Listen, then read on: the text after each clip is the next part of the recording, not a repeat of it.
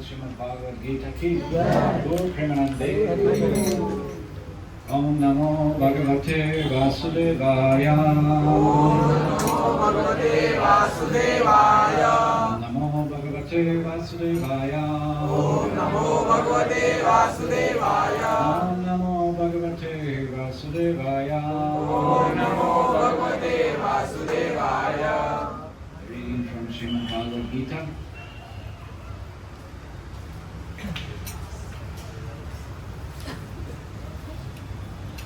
This is chapter 9, entitled The Most Confidential Knowledge.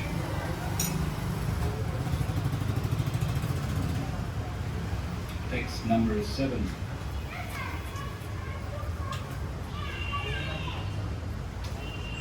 Sarvabhutani Kaunteya. Sarvabhutani Kaunteya. Prakritim yanti mamikam. Prakritim yanti mamikam. Kalpakshaye punastani.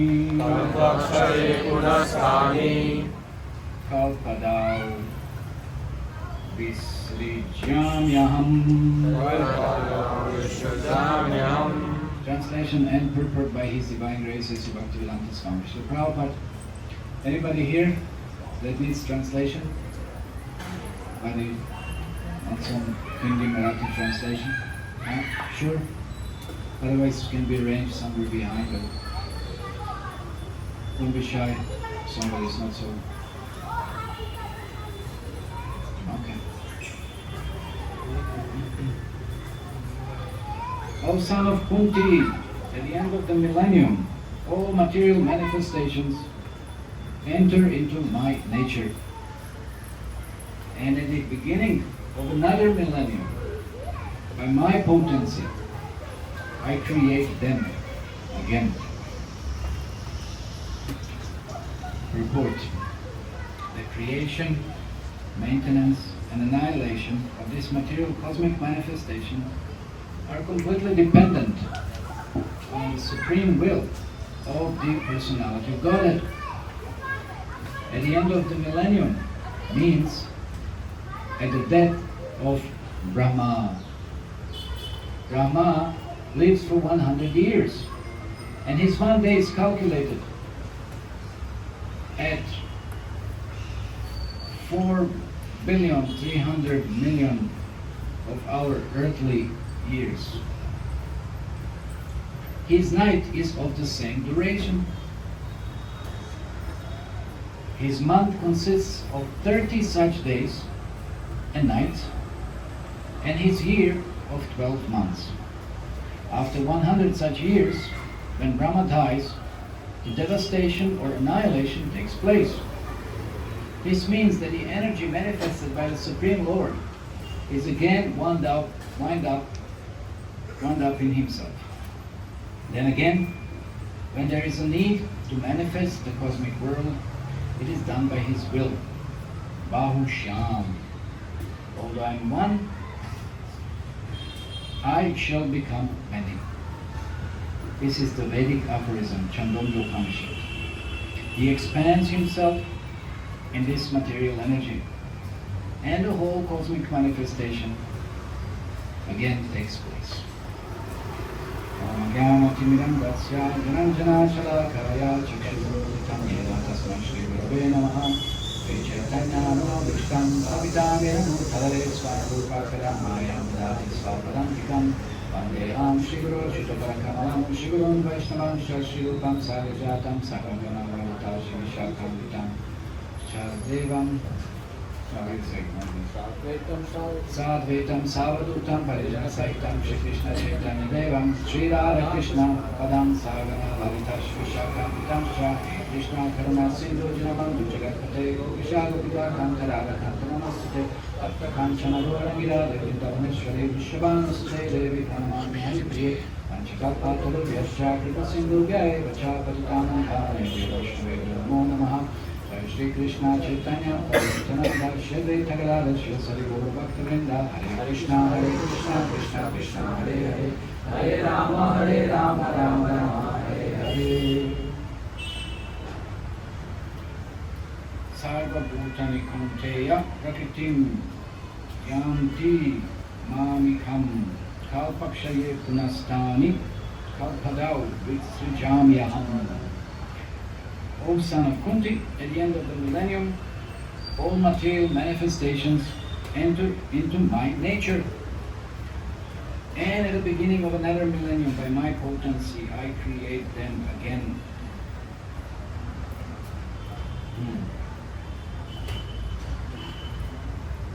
So this chapter is entitled The Most Confidential Knowledge. And this, the most confidential knowledge, primarily deals with the process of bhakti yoga.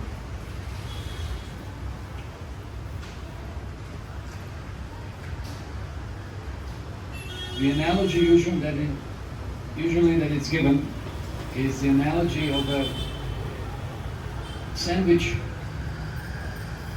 Of course, today's a Kaddish, sandwiches, but sandwich where you have 2 loaves of bread or 2 pieces, slices of bread, and then you have something in the middle, whatever it might be, something nice. So, what is the most important part of that sandwich? It's usually something that it's stuffing, right? That it's in the middle. So in a similar way, Srimad Bhagavad Gita, the middle portion of Bhagavad Gita, the middle 6 chapters are considered the most important because they deal with bhakti.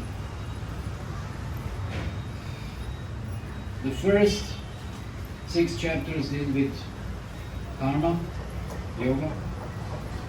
The last first it's jnana yoga, the last it's karma, and the middle is bhakti, primarily. So bhakti is considered the most important because bhakti is the most valuable. Bhakti is the most difficult to attain. And this is something that we should, and hopefully we are, aspiring for. Because by bhakti, one can fully, so to say, purchase Krishna. And that's not cheap. Who is Krishna? Just now we are hearing. He is winding up all these universes. In Srimad Bhagavatam it is said, just as a spider, expands his web and then withdraws his web. So in a similar way, Krishna is manifesting and winding up all the different universes. And how many universes are there? They're uncountable. There are so many. They're manifested from all the pores of Krishna's body and through breathing. And so many universes we cannot imagine. So we are so concerned in this life with our little possessions that we might have, and we may consider something very valuable. We might be very attached to certain things, even let's say maybe mobile phone or whatever, maybe some other property, house, this, that, whatever it might be. We are so concerned about our little possessions. But what does Krishna possess? He's possessing universes. We can't even imagine what does that mean. He's possessing the entire material energy.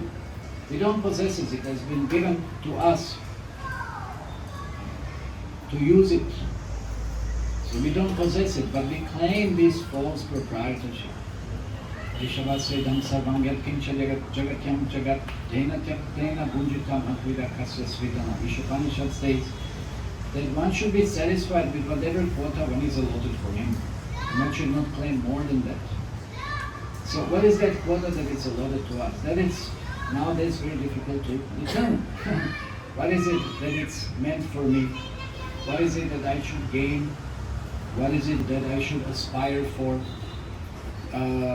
Most often and most likely we don't have that kind of perception because we're never satiated, and therefore we always want more and more and more and more. We always want more because one of the qualities, negative qualities that we all possess to a certain degree is greed. Greed is manifested from the lust to enjoy this material world, lust to exploit this material world. So because the soul can never be satisfied, the soul can never be satiated with anything that it's product of a matter. Therefore the soul is never satisfied, and therefore it hankers. It has a natural propensity to be happy. Anandamavyasat. It's always hankering after happiness that it has experience of from the spiritual world. Always be satisfied and blissful, but it is not possible here in this material world. So therefore when we covet material energy and we are hoping to gain so many things, that means that we are not properly situated. And then means that we are asking and hoping for something that is not going to satisfy us. That has nothing to do with our original natural position. So therefore we have that greed. It's never enough. Just like they asked one very, very wealthy, extremely wealthy person some decades ago, you have so much wealth and you're still endeavoring to gain more. So, and it was obvious you can't use that wealth. Like Srila Prabhupada said, everybody can't, the people can eat, how many chapatis can you eat? Maybe 4 or something, Srila Prabhupada would say, how many chapatis? So no matter what kind of wealth you might be having, how much you can eat, how many chapatis can you eat? So that refers to everything else. How much can you enjoy? How much can you really utilize? How much can you really, benefit from? There's a limit. There's a limit. So then they ask that person, you have so much. You have so much. So when is it enough? When is it enough? And you know what he replied? He said, just a little more. Just a little more.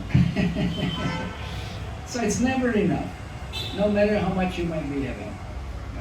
We are never satiated. We are never satisfied. So this is the nature of this material existence, because the matter and spirit don't mix. They're just like oil and water.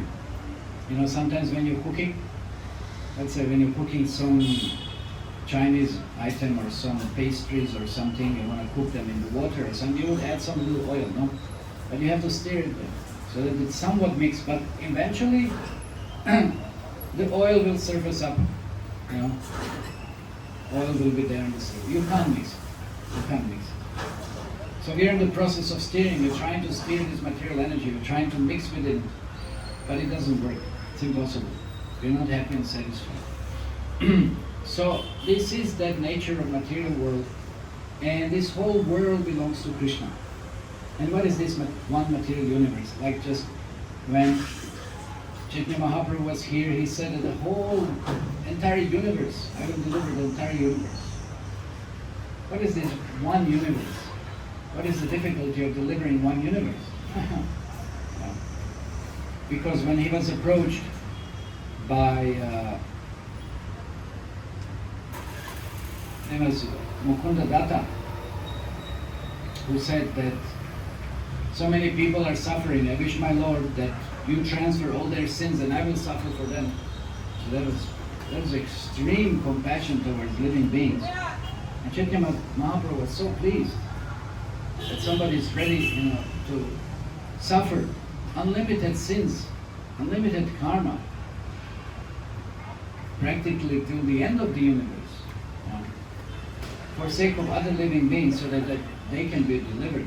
So Chaitanya Mahaprabhu said, don't worry, I will deliver everybody, just because of your causelessness, just because of your attitude. So what is it to deliver one universe? What is one universe?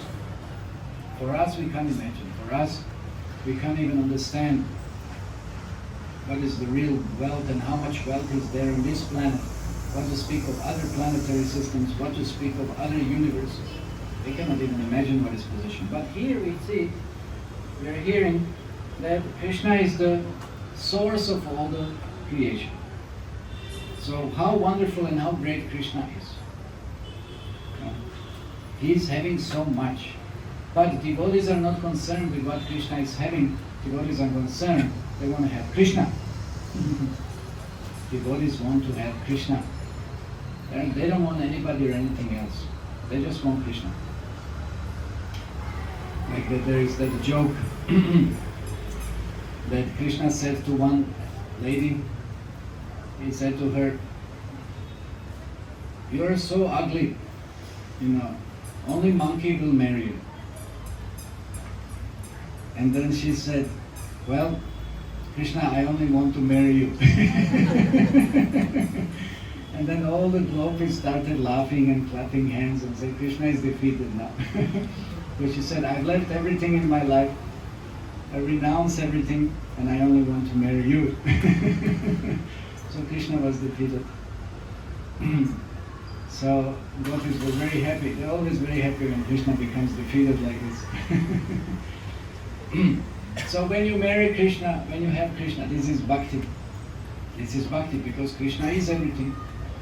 Krishna is everything. Of course, by our nature, we are all prakriti. Krishna is the only Purusha. So he responds, he supplies, he provides. This is Krishna. So when we have Krishna, then there is nothing else required. That's what we see when somebody is practicing spiritual life. They don't have hanker after absolutely anything material. This is the test. How do we know that we are advancing in spiritual life? It's very simple. The least you're attached to material possessions, and the more you become attached to Krishna. It's very simple. And everybody can understand what is their position, how much we are still attached to certain material conceptions, position,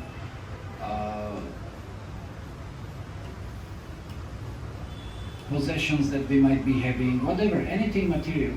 And then how much we are attached to Krishna, how much we are ready to sacrifice for Krishna, how much we are ready to give up for Krishna. So it's very easy to understand. So how to gain that taste in the process of bhakti, to desire Krishna more and more? Well, Krishna is giving us the process. It's given here in Srimad Bhagavad Gita. We have to understand our position, we have to understand Krishna's position, and we have to engage ourselves in this process of bhakti.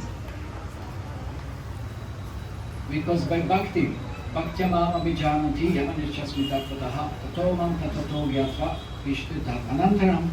Only by bhakti one can approach him. Only by bhakti. We cannot approach Krishna. We cannot capture Krishna. We cannot control Krishna unless we have bhakti. What is bhakti? Bhakti means absolute sold out position.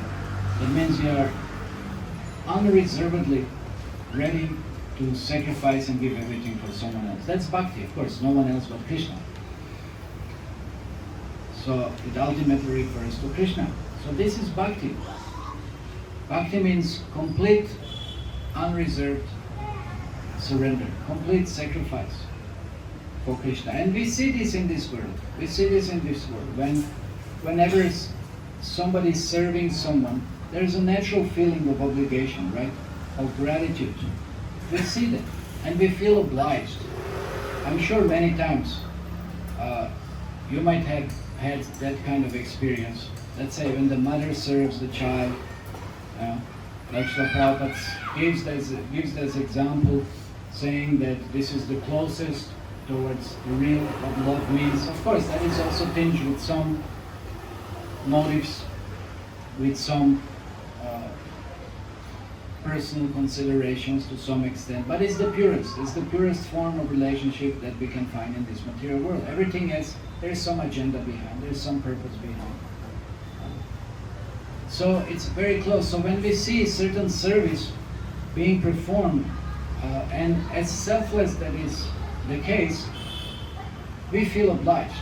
We feel obliged. Like somebody starts serving Krishna, and somebody is just giving so much of his energy, so much of the time. Definitely, we would feel obliged. This is amazing. This is so wonderful. This is so attractive. So Krishna is also attractive, and He is attracted to those who perform such kind of devotional service. So if without reservation we would be performing devotional service, that means we are attracting Krishna. We will definitely attract the attention of the devotees. Yeah. Like Bhaktisiddhanta Saraswati Maharaj, I think he said that it's not that we are trying to see Krishna. It's not really the thing that we come in front of Krishna, we are going to see the Krishna. No. He said, you should act in such a way that Krishna wants to see you. That is bhakti. So that means, first of all, what is our vision of seeing? What can we see? Seeing it's only possible when we again have that ointment of bhakti, Premanjana Churita Bhakti Vilochanena. That ointment of bhakti. Then only we can see. With that ointment of love. But if that is not there, then what can we see? We cannot see anything. We've come in front of the deities, what do we see? We see the marble statue maybe. We don't see Krishna so much. So what is our power of seeing? So therefore Bhaktisiddhanta Saraswati Maharaj advises us, better we act in such a way that Krishna will desire to see us. And how will Krishna desire to see us? That becomes very obvious. But there are so many arrangements that are manifested in our lives that are leading us closer to Krishna. This is something that is extraordinary. Therefore it comes from Krishna. That's like I know, after my studies, and I kind of decided that I would wish to become a little more involved in practicing Bhakti Yoga. And I made some attempts earlier, but it's just, things were not happening. It was just not happening. I would come to temple and maybe spend some time, but I didn't have sufficiently strong desire or determination, or apparently circumstances were not favorable or appropriate. But then once I made that resolution that no, I'm going to surrender to Krishna. I'm going to, renounce practically everything, or at least I was thinking like this. And then it was just so amazing what had started happening. I won't tell you what had started happening, but many things started happening. That's a little longer story now. And so many things started happening, and then the feeling that I had was like you walk through, automatic gates. There is a sensor, right? When you come next to the gate opens automatically. You don't have to make any effort. You just walk through. You just have to walk through. So I just walked in the bhakti process, so to say. I just had to walk. That's all. I didn't have to make any. Everything was just arranged. It's amazing. It was really amazing.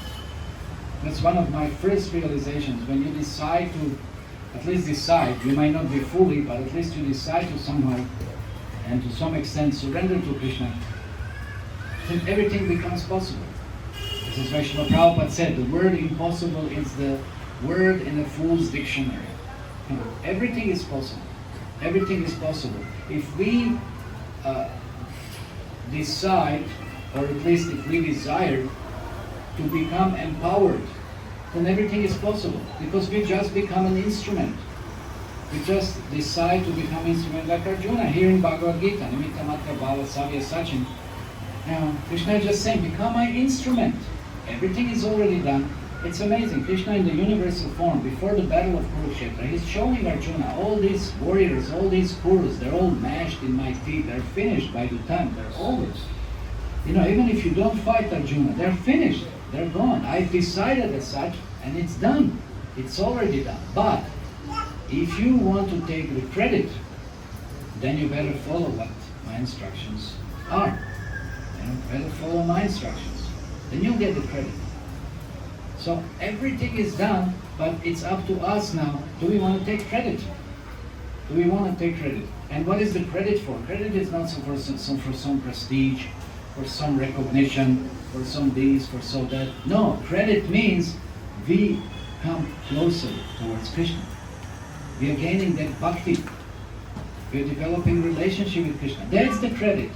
Because we are trying to serve Krishna, and Krishna appreciates this. Krishna is not ungrateful. Like it is explained that gratefulness is the symptom or one of the qualities of intelligence.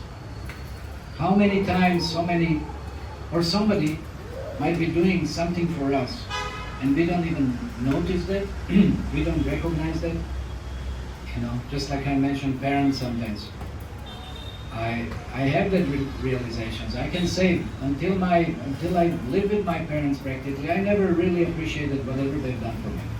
It's a fact. Children generally don't recognize. They just take it for granted. And they think it has to be done, they have to do it, and they didn't do it, and start even blaming, and so many other things. That's not true. That means there's no intelligence. There's no gratefulness, there is no intelligence.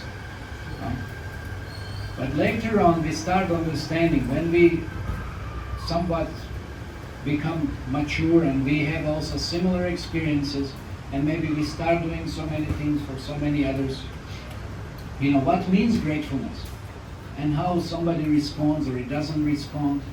So we then try to, then we're starting to understanding then how much somebody else has been done and sacrificed for us, and we should express gratitude.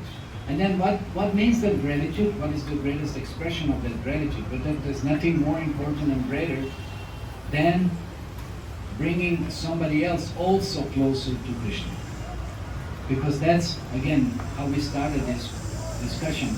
This is something that is the most valuable. This is something that the soul can respond to and feel some satisfaction, feel some association. Not coveting and trying to enjoy this material world. Because even if you have all the material worlds, you will still not be happy and satisfied. Because again, as we said, we pointed out, matter cannot satisfy the soul.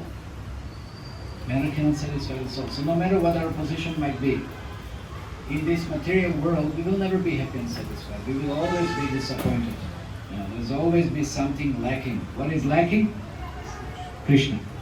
Simple. It's Krishna. Because He is the source of everything. Even this matter that it's attracted to us. But even beyond the matter, Krishna has so many wonderful qualities. We are all hankering after those qualities. We all want to be amused. We all want to be attracted by this quality, by that quality. Krishna is possessing them all. Aishvaryasya, Yasha, Sriya. He is possessing all the qualities. So we are all attracted to those qualities, but these are Krishna's qualities originally, and He possesses them in full, in its completeness. So this is why we should hanker after Krishna. And this is what Bhagavad Gita is all aiming at, for us to try to understand our position and try to understand Krishna's position. And therefore, this chapter of Bhakti specifically, of course, the whole Bhagavad Gita is about Bhakti. At the end of every chapter, Krishna practically concludes Bhakti, Bhakti, Bhakti. Bhakti is what I want, and Bhakti is what will attract me, and Bhakti is something that will gain you everything that you're really looking for. So everything is Bhakti. But even specifically more so, as we said, the middle 6 chapters, and then within the middle of these 6 chapters, then this is the ultimate essence, the 9th chapter. This is the 9th chapter. So now in one way, in one sense, we may wonder, and here Krishna is talking about His potency, He's talking about creation, different kinds of universes being manifested and unmanifested. What does this have to do with Bhakti now? No? What does creation have to do with Bhakti? Can anyone guess? Anyone wish to guess? What does creation have to do with Bhakti? Why is Krishna? We said this chapter is about Bhakti. And even in the next verse, Krishna will be talking about annihilation and creation again. And even in the previous verse, and even in the verse before that this is 9th chapter. So why is Krishna talking about creation? Why is Krishna talking about creation? Manifestations and annihilations. Why is Krishna discussing this? How is this important to develop bhakti? Yes? Indirectly, you can try to understand that how to get advancement in the renunciation. Okay, really good. Indirectly or even directly, we can understand how to be renounced, because everything is temporary. Everything is temporary, so yes. So in that indirect way, Krishna is pointing out that bhakti is something that is eternal, and material world is something that is temporary. So we should not be overly attached to the material world. We should learn how to become attached to Krishna. Because we see nowadays any kind of relationship, it's pretty much temporary, right? And it doesn't take much that may disturb us within any kind of relationship. That we become agitated, angry, disappointed. It doesn't take much. So it's not easy to maintain any kind of relationship. So why is that so? Because everything is based on something that is temporary. Everything is in relationship to material energy. And we also therefore have material conceptions. If we would have a spiritual conception, if we would be basing our relationships again on bhakti and centered upon Krishna, then those relationships would be definitely longer lasting and much deeper than what they are. So we have to change that conception from material to spiritual, from relative, temporary, to something that is eternal and absolute. This is what we have to do. So Krishna, in many ways, to emphasize the position of bhakti, he has to emphasize the negative side of this temporary material nature. So that also has to be there. Like in any, let's say somebody, I'm sure all of you must have written some essays, right? Must have written some essays. So what is every essay consist of? What is usually every essay consisting of? Huh? If you want to write it from the Vedic point of view, there are 5 items or principles that have to be contained within one essay. In the Vedic system, it's only 3. Huh? And anyone say? No? When you write essay, what has to contain? What it has to have? When you're writing something. There is an introduction first, no? As introduction, you're going to write about something. Then you have to give some, so that's kind of like thesis, no? Yeah. Then you have to give some antithesis. Then you have to give some examples. Then you have to combine both, in a conclusion, as the summary, conclusion. And then there is also, I think there is one element in the Vedic process that it's analyzing a little more of these examples that are given to confirm, what is also antithesis, that it's also valuable, that it's useful, that it's not just something that it's opposed toward your thesis. And then finally one, concludes everything, winds up everything in a nice way. So in a similar way, if you also want to understand what is bhakti, that there has to be something for us, because we are conditioned. Krishna is talking to conditioned souls. He's not talking to liberated souls.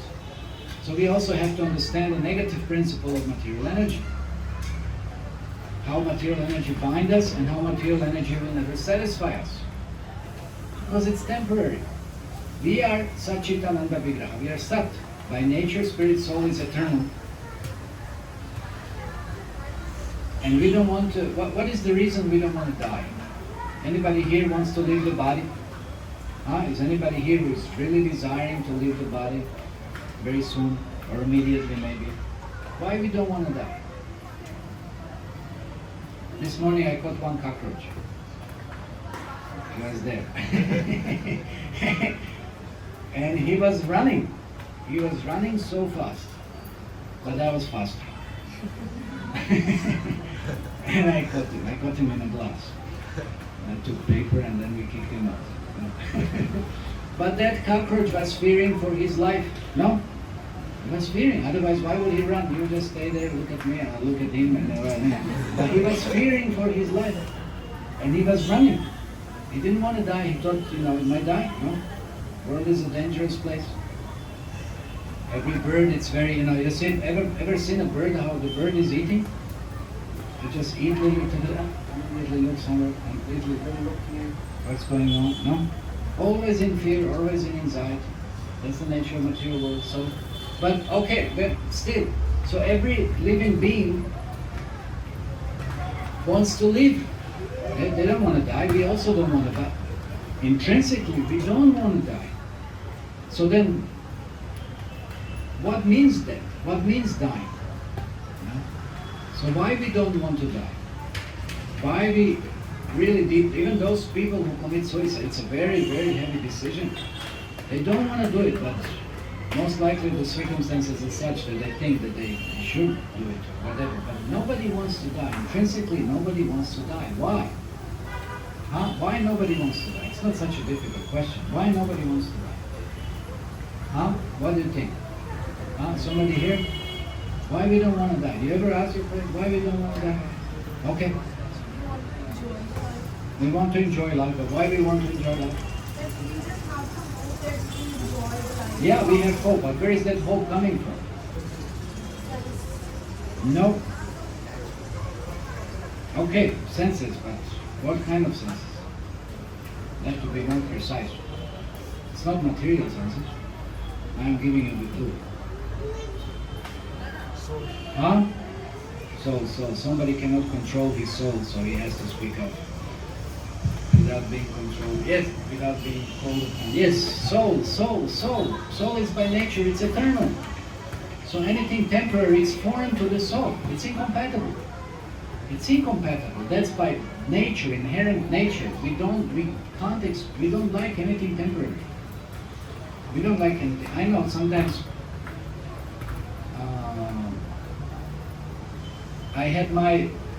when I was small, I had my favorite t-shirt.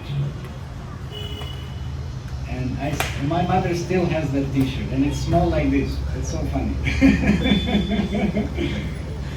And that was my favorite t-shirt. It was whatever reason, it had some cowboy on a horse.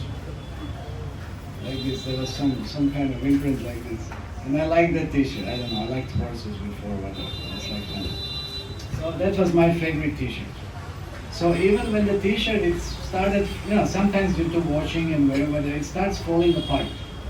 You don't want to give it up because that's your favorite t-shirt, your favorite this and that, whatever. You don't want to give it up. You're attached and you like it. And even if you get the same one like this, you still won't give it up. You're attached to this one. Or sometimes you're mobile or something, you're still attached sometimes. You don't want to change, of course, unless you get some updated version is there, whatever it is. Whatever. But sometimes we get attached. And we don't like, my point is, we don't like changes in such a way. We don't like to give up something. We think everything should be eternal, permanent. But that's not the case in this material world. That's not the case. That's why we have to face disappointments. That's again what I spoke earlier. We have to face disappointments in relationships, any kind of relationship, be it a human relationship, be it a relationship with any object. Everything is temporary. Everything is temporary because it's under constant flux, influenced by the force of the modes of material nature. So that's what we have to understand. And unless certain objects or certain relationships are not used in Krishna's service, they have no any value. They're saguna, they're material. They don't have any value. So when something is utilized, then it's spiritualized. That's why we talked about Varnashram system, that's why we talk about so many things that can be connected and used for Krishna. Then something is spiritualized. It's not spiritual in itself, but it's spiritualized. And then it's almost as good as a spirit. So if we want to spiritualize our relationships, we want to spiritualize something, then we better use it for Krishna. But again, still we have to understand, they in itself, they're not going to last on this material plane. And also material objects are not going to remain eternal. So we have to develop renunciation, we have to develop that detachment. Even though something may be in connection to Krishna. As long as it has certain material conditioning, it is not going to remain permanent. It's not going to be permanent. So this material world, anything when we come to this material world, we have to be very clear. It is going to go through annihilation. There are three basic types of annihilation described in Srimad Bhagavatam. One starts with the destruction of our body. Because for us, body is micro and macro. That's like our body is like a universe. Our body is like a universe. And when the soul leaves one body and enters into another body, this is equivalent to annihilation. It's the same feeling. It's the same destructive feeling. And we don't like it. And then there is a partial annihilation, dissolution that takes place up till Maharloka, that happens after every day of Brahma, like here it said, one day of Brahma is 4,300,000,000 years. That's one day of Brahma, and that much is night. So after every day like this, and every morning when Brahma starts recreating, annihilation takes place every day. And then after every lifetime of Brahma, which is 311 trillion years, there is a complete devastation that takes place. That means those universes, like I said at the beginning, are withdrawn back into Mahavishnu. Everything is destroyed. So that much about our conception, living happily here in Kalyan and staying here forever, making wonderful arrangements, and everything will be nice and blissful and enjoyable. It's not going to happen. It's not going to happen. So we should give up that misconception, that attachment. Because as we said, the more we are materially attached, that means we are not as spiritually advanced. We should start developing attachment for Krishna. And then, once we are attached towards Krishna, once we develop that bhakti, then Krishna will never let us down. Krishna will never disappoint us. Because He is eternal. He is eternally there. Even though sometimes He might test us, but we know He's always there. And how do we know He's always there? Right here in your heart. Always there. Whenever you change anybody, He follows. He's there with us. Every moment. Are we conscious of that? No. So we should become conscious of that. That is bhakti. Krishna is always there, but we are not conscious of Krishna. We are the ones forgetting Him. He never forgets us. So this is bhakti. This is bhakti process. We should always remain conscious of Krishna. And that consciousness, it's called Krishna consciousness. That is Krishna consciousness. This is what we are trying to do. So then when we practice Krishna consciousness, as I said, we will never become disappointed and we'll always experience the joys of spiritual practice. Okay, Hare Krishna, 7 o'clock, we will stop here. Any comments or questions on this?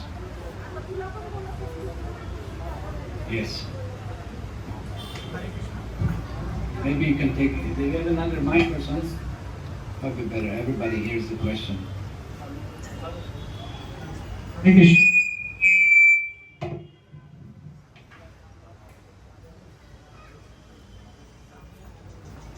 Hare Krishna.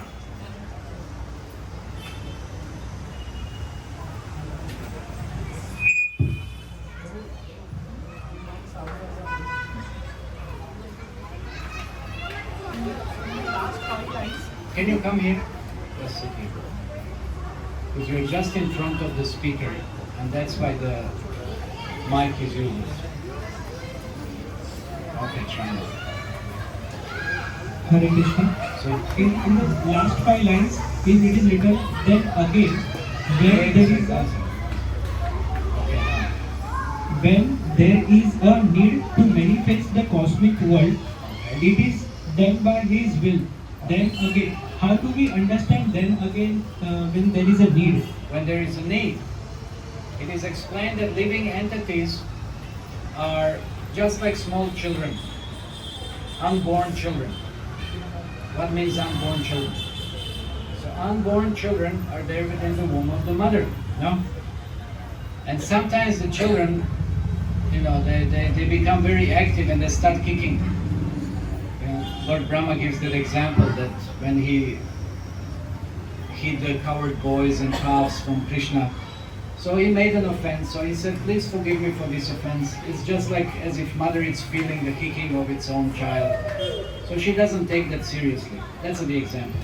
So in a similar way, living beings which are withdrawn after annihilation, they're withdrawn within the body of the Mahavishnu. So when they have so many desires, they're burning with desires, they want to fulfill material desires, so they start kicking. So Mahavishnu feels sensation. They want to come out, they want to experience the world. So then there is a need, and for that reason He creates another creation. So that the living beings can fulfill their unfulfilled desires. Because of those unfulfilled desires and that karma, they're still, withdrawn and they're present within the body of Mahavishnu. They didn't gain liberation, they didn't go to the spiritual world. But where would they go? After end of the universe and annihilation, so then they're withdrawn within the body of Mahavishnu. And then when they become so agitated and impatient, and they started reacting. So they say also Garbhodakashaya Vishnu, same thing within the universe. After every day of Brahma, also living entities enter, and then he feels that sensation, and then he manifests them again when the creation is ready, and they assume different bodies, and they started expanding their karma and creating new karma. So philosophically we understand, like, even if one particular soul has not got a liberation, but after Soul has not what? has not Can you speak right? okay, has not attained a liberation, has not Okay. reached to the lotus feet of Krishna, Okay. still at the end of this cosmic world, Yes. it will still get into the Garbhodakshaya Vishnu, Yes. and thereafter it will come back again in Yes. the material world. Yes. But okay, and in 8.5, chapter number 8.5, we understand if I do a devotional service to Krishna, then I will attain Krishna. So if I attain Krishna, then I will not come back. Yes. Okay. But you attain Krishna when you want to attain Krishna, not that when Krishna by force, withdraws you within his body. Okay. So it's your desire. You have to have desire to go to spiritual world. This is bhakti. You have to desire Krishna. Okay. Not that Krishna has to force you something. Because death is also by force. You don't want it. But Krishna will force you. Like, that's why the point is we should learn how to bow down in front of Krishna. No. But if the whole life you're so proud and so indignant and then Krishna will have to force you to bow down. You will fall flat at some point. So better to fall flat, dandavat, willingly. Then you get credit. Otherwise you will have to be forced to do the same thing, but you won't get any credit. So when we want Krishna by our desire, this is bhakti. Then you go to the spiritual. Not when you enter Krishna by force, then you are already in Krishna and then you should gain the same result like those who are endeavoring for bhakti. No. You have to desire. You will not attain really Krishna unless you desire him. And what means? It doesn't mean attaining Krishna by entering into his body. You're not conscious that you're in his body. You have no idea about that. You're just in a frozen condition practically. So what benefit that is? Attaining Krishna means having relationship with Krishna. Attaining Krishna means having exchange with Krishna. That is what means bhakti. That is what means being with Krishna. Tasting Krishna, smelling Krishna, touching Krishna, hearing Krishna, taste, what else is there? Seeing Krishna. That is bhakti. Okay? Yes. Give the mic down here.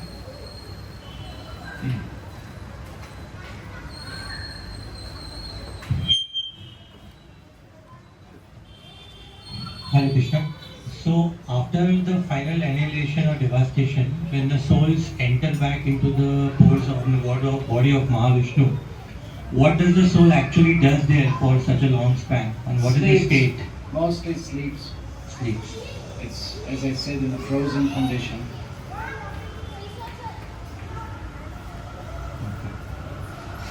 You want to sleep for a long time? That's what's going to happen. If you don't become Krishna conscious, you'll be placed in such condition.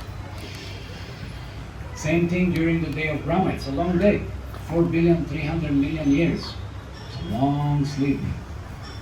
A lot of sleeping. Okay? Yes?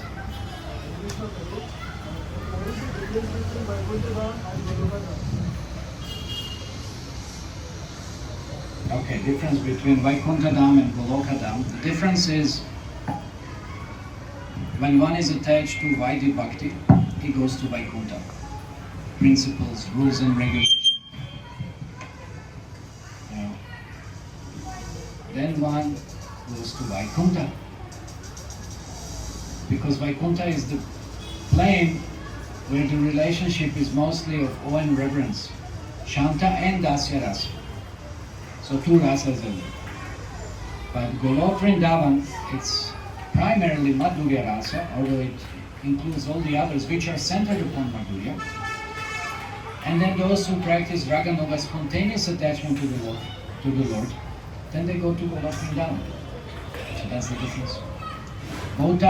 Both places one can experience bhakti, but one is just deeper and another one is not as much. Okay? And one is more intimate and another one is not as intimate. It's a little bit more distant. Any other question? Person who's holding the mic has a question. No? Who is holding the mic? Huh? No, give it to the person next to you. Who is next to you? Yeah.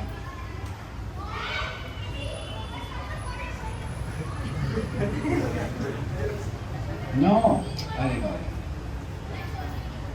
Bro, yesterday's evening. Take the mic, they can't hear you.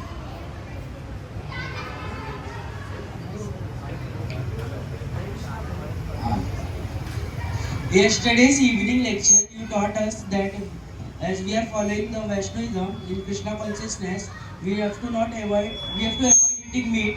So nowadays there are many medicines in which animal extracts are used. So how to prevent from it? Well, you can always choose which medicine you're going to take, no? Right? It's not that somebody prescribed you something that you compulsory have to take that, no? So you can use your sense of discrimination and choose which medicine you're going to take, no? Very simple. If it contains animal products, you should avoid it. And then look for some alternative. There is always some alternative. You just have to inquire about it. I know it's difficult nowadays. Everything is so contaminated. But by Krishna's mercy, still there are options. You just have to inquire. Okay?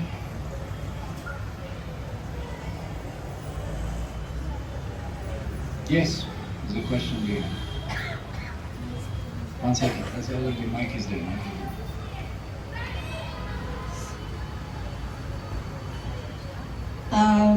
When the soul doesn't find happiness in temporary things, still why does it desire to find happiness in strength, fame and money? Because we are so foolish. That's the sign of foolishness, no?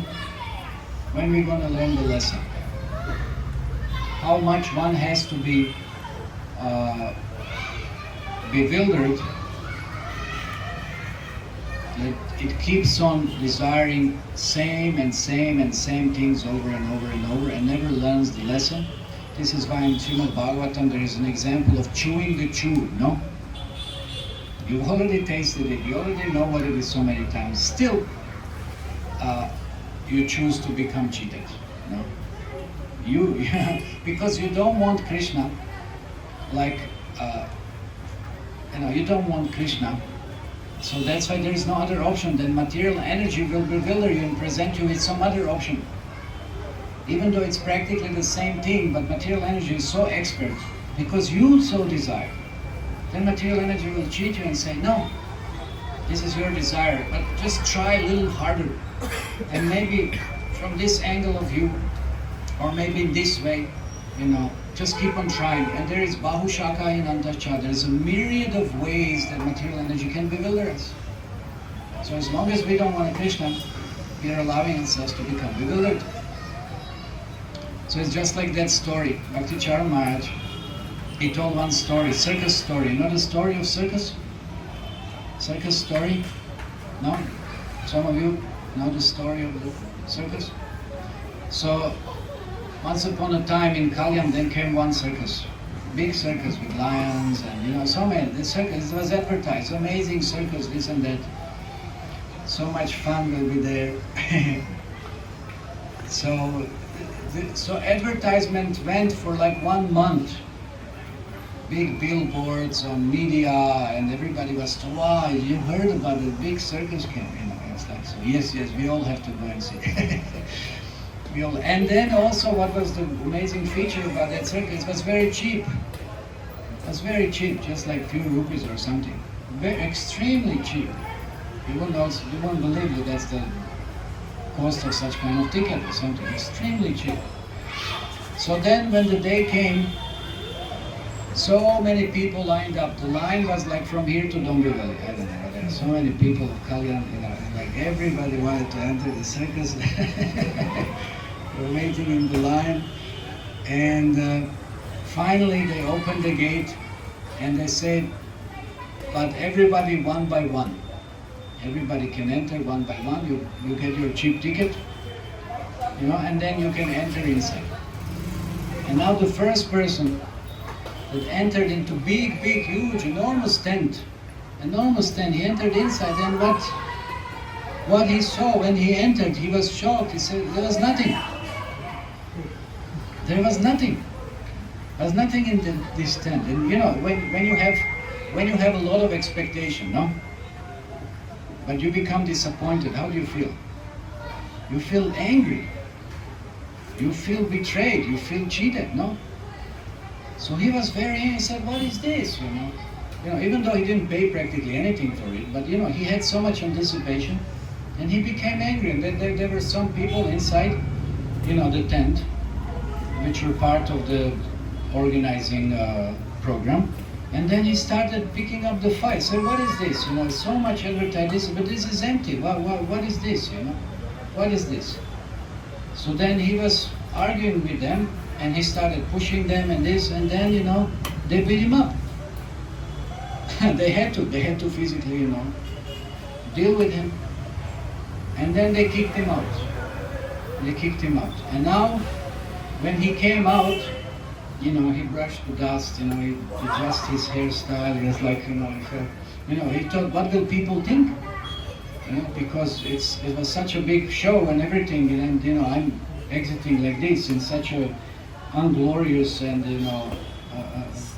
inappropriate way. It's like kind of what will everybody else think about it? So then he came out, and he felt so much pain, but he just tolerated kind of some things were torn that he just adjusted, hid it, and so when he exited out, all the others who were in line, they were asking, how was it? Oh, it was great, what a show, amazing, it's like, amazing show, it's just so wonderful. I never seen better show than this. And then he left, then another person. Now's the time for another person to enter, then another person entered. And then he also, what is this? It's empty. And he also became angry and started picking up the fight. And he was also beaten and kicked out.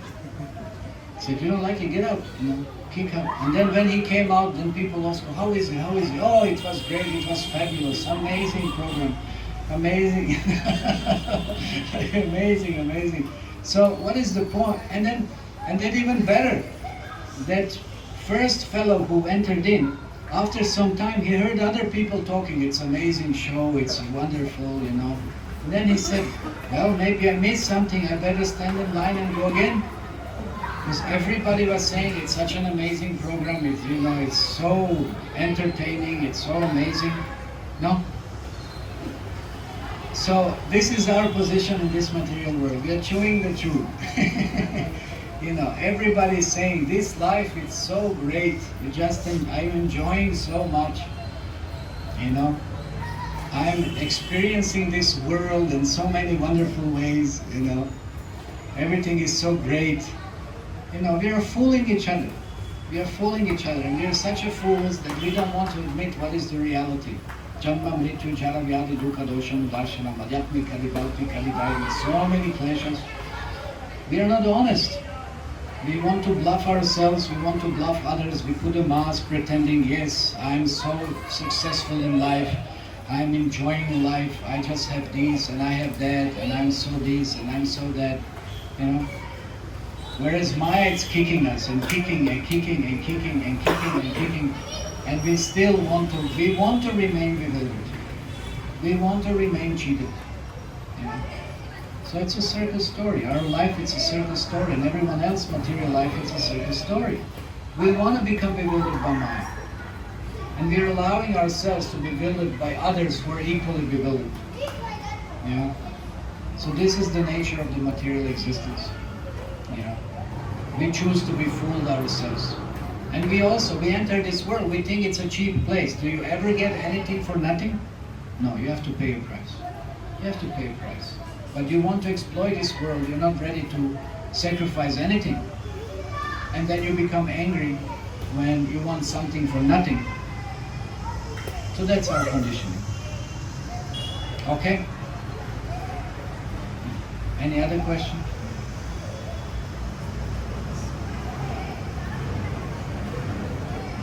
Okay, so then we'll stop here. Srimad Bhagavad Gita ki jai, Srila Prabhupada ki jai, Guru Premanande.